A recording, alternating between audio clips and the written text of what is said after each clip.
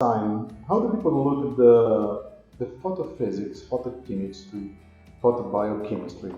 What are the topics of these themes in this time?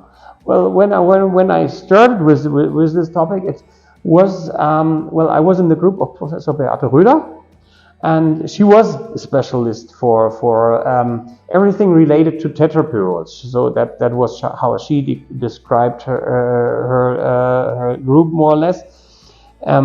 Well, it was about all the energy and electron transfer processes related to tetrapyrols. At that time, the first PhD that I met, he was involved in proving the Marcos theory and showing some examples experimentally for the inverted region of Marcos. And then we had lots of light harvesting things that they tried to mimic the light harvesting system or the photoreaction system too, with all these kinones, and so they tried to describe those processes. We had one fellow who was together with me most of the time, where he trained me. He was the specialist in detecting singlet oxygen. Okay, so after the beginning, you look into oxygen singlet. Yes, that was more or less right from the start. It was my topic. At that time, we were still working with the germanium diet from North Coast, and it was a lot of effort to prepare everything. And he, Steffen Oerkers, he did the first measurements ever in erythrocyte ghosts. He could show a little signal belonging to the singlet oxygen phosphorescence coming from the membrane of those ghosts. Ghosts are red blood cells which you break up, take out the color, and just leave the membrane behind. That's why they are called ghosts, because you have nothing that disturbs your measurement, but you have a natural membrane. Okay. And so this was at that time. It was probably also something for me because he was a night worker. The ghosts were the technician started preparing the ghost in the morning and was ready with them at 4 p.m. And then usually he came and started warming the setup. And yeah, we were quite known with a pizza service near, because we ordered usually 3 at night, and they knew the way to the lab already. So It is in the culture of German about the photophysics. For example, in Brazil, photochemistry, photobiochemistry is a small world inside of the science. It's a really short. In German, it's similar or no? It's different. It depends very much on the place where you are. For instance, biophysics especially we have one university in Berlin which has quite a big institute for biophysics. They have lots of highly skilled groups there.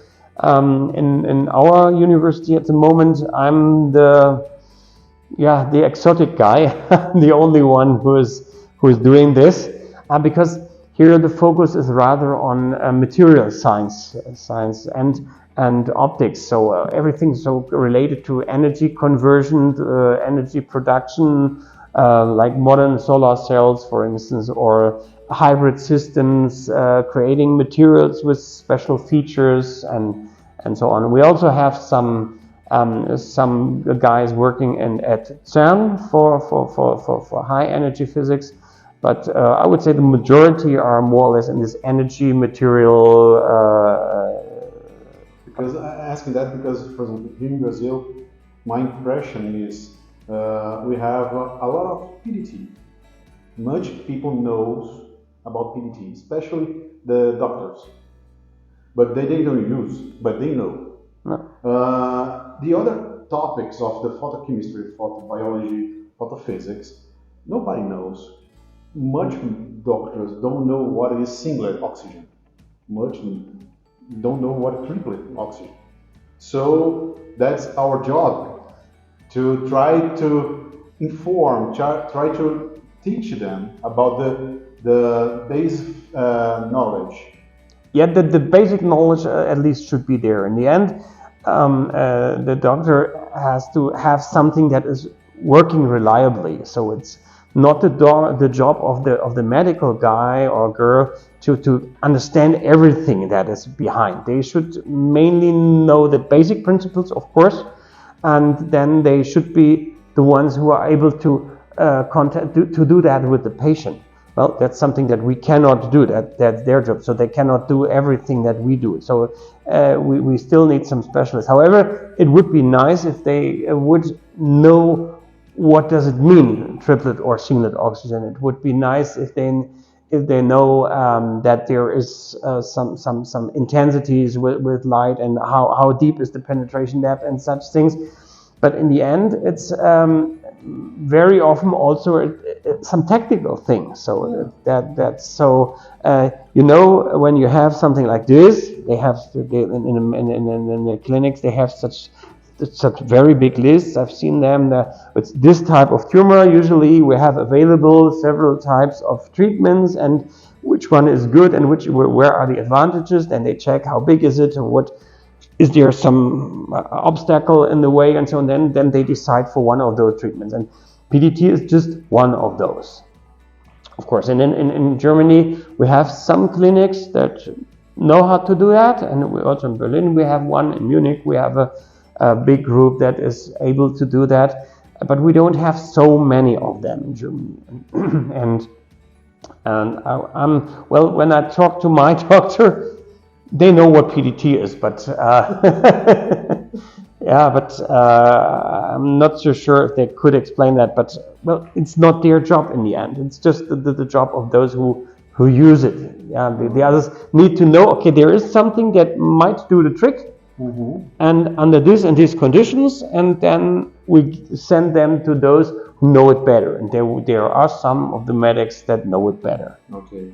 So we had even some of these specialists coming to our conferences, some are even organizing them, and we cooperate with them and try to improve the things and follow also their wishes, because there are things that they need to also they say they prefer this and this dye, where I say why do you want this one? Because it has some practical advantages. Sure. Which we of course we think of the perfect patient who has access all the time. He's perfectly soluble or whatever, sure. And he stands the treatment for 20 years. No, they know the other side, and so they also need to tell us how we should try to develop the things. That's